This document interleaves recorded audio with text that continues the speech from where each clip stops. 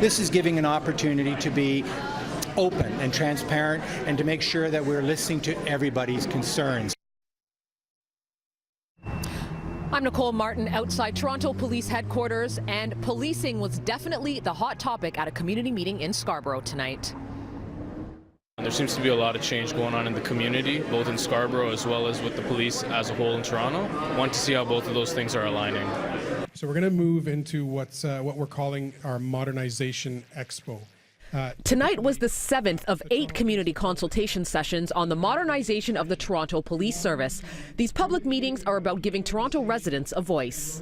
I think these sessions are very educational and to find out what the police services have and their plans for the future. Well, I work primarily with youth in the community between the ages of 13 to 29. I think there's an ethic of disengagement between police officers and the youth in the community, and I wanted to see what can be bridged between the gap as far as what these guys are trying to do with their modernization plans and what I can do as a frontline worker with youth.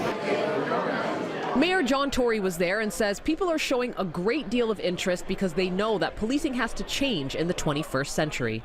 The one thing that I've heard the most, and I've been now to a couple of these meetings, several of them, is a great deal of concern about how we're handling people with mental health issues. And that's something that is of keen interest to the police. They've been very seized of that issue for a long time, but it's a growing challenge for them and something that I think it's very clear people want to see handled better as much as we possibly can going forward.